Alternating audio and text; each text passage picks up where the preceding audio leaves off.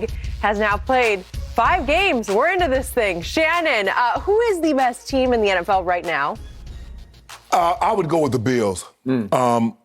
Skip, I mean, you look at they have the number 1 scoring offense at 34 points a game, the number 1 scoring defense at only giving up 13 points a game, number 2 pass defense, number 3 rush defense, and the weapons, going out and getting Emmanuel Sanders to pair him with Stephon Diggs, Dawson Knox, Cole Beasley, Josh Allen is the top 5 quarterback. They don't have the greatest running game. There are some teams that have better running games. Yep. They might be a team that have a better passing game. There might be a team that have a better defense. But when you combine all those things together, I think the Buffalo Bills sits atop the pecking order right now, Skip. They're loaded. They're a very good team. They're very well coached. Leslie Frazier has that defense playing unbelievable. Brian Daboll is doing an unbelievable job with the offense.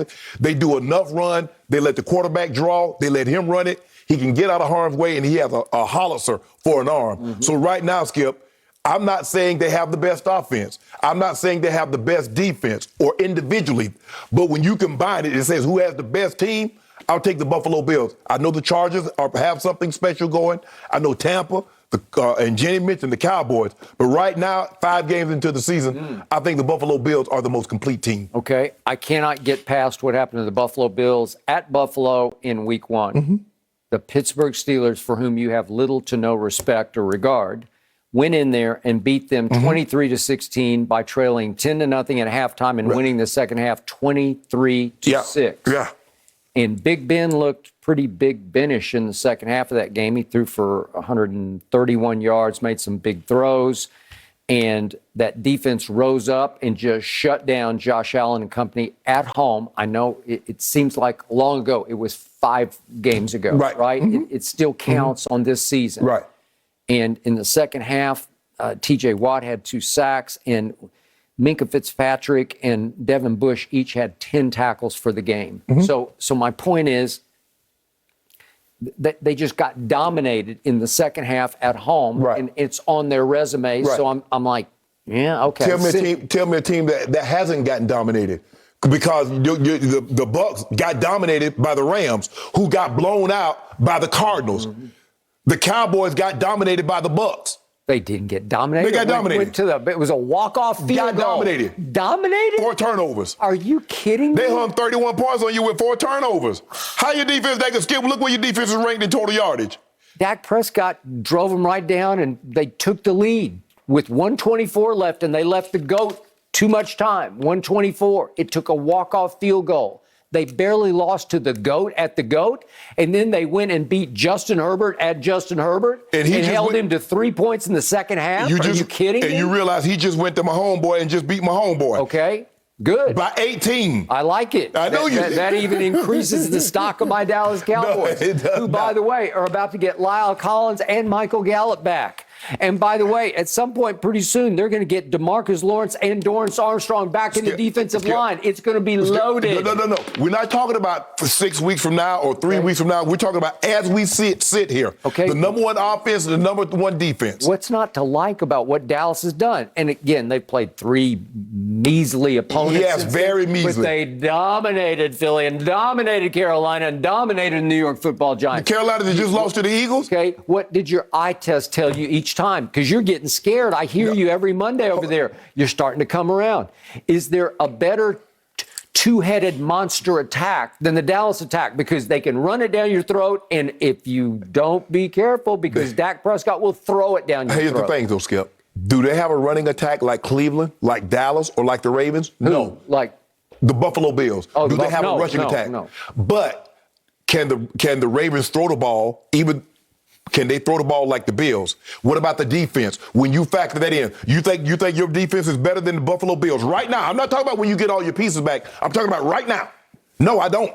I will give you that. Do I think the Buffalo's offense is as explosive as Dallas's? I do not. Is it as hard to defend as Dallas's? Yeah. I'm not sure anybody's is outside of the GOATs. Well, hold on. Well, how they say if they're not, well, how the Bills are number 1 in scoring offense, even though they only scored 16 points in the first game. So how is that they're number 1 in scoring offense if they only scored 16 points in one game? Mm-hmm. So what they've been doing in other games? The last 4 games, 156-41. Mm-hmm. Can I interest you in that? Yeah, they've had 2 shutouts. Oh, what? You mean to tell me in the NFL you can shut somebody out?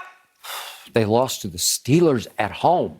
Hold on, Skip. That's all you need to know. No, hold on. Disqualified. Don't tell me runaway. I know I didn't, Skip. That's not what I said. Okay. I said as we sit here right now, Buffalo, I believe, is the best overall team in football. When you factor their offense, their defense, their special teams, can they throw it as well as some teams? Probably not. Can they run it as well as some teams? Probably not.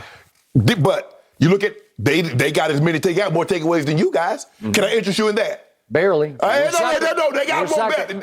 You second. They first across the defense, offense, takeaways. We're second in rushing. First, I believe, in third down conversions. Dallas, who knew?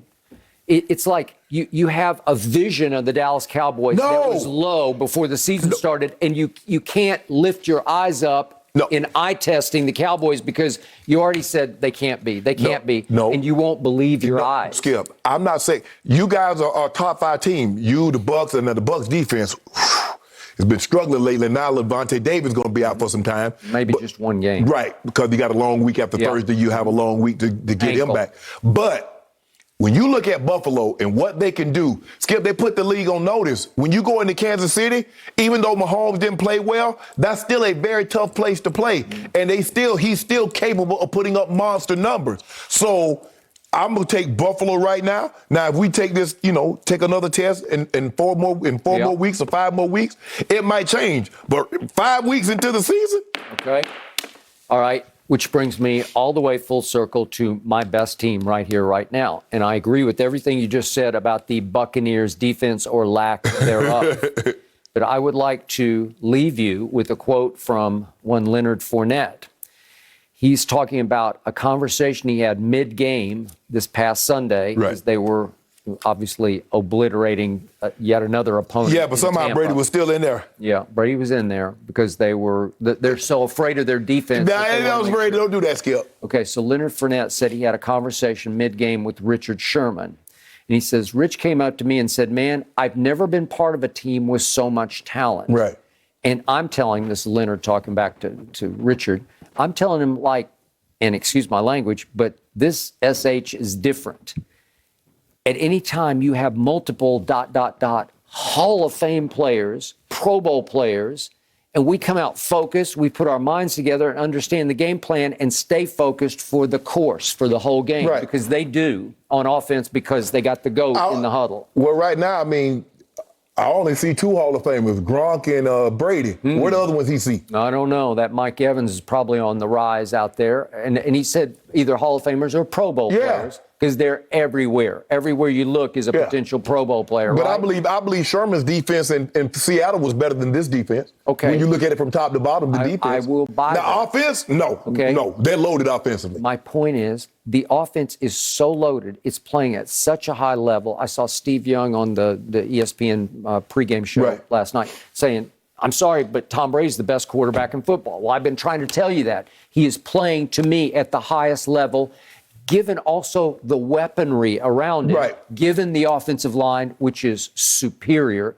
Tristan Wirfs just gets better and better, right tackle. He made the Pro Football Focus All-Star Team of the Week. Yeah.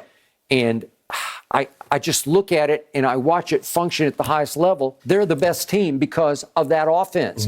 Brady is leading the league in passing yards at age 44. He's leading the league in air distance once again, how far you throw footballs, because they are no risk it, no biscuit, plus dink and dunk. It's a tour de force, and they have 2 running backs. One's really playing at a high level, Fournette, and obviously Rojo is... their running game, because, Skip, I bet you take Austin Eckler over Leonard Fournette or Rojo. Okay, I got it. But Leonard Fournette really fits what Brady wants to do. And little Gio Bernard is fitting because he caught the first touchdown pass the other day. He's got some James White going on, right? I don't know what's not to love about it because they go so deep at receiver.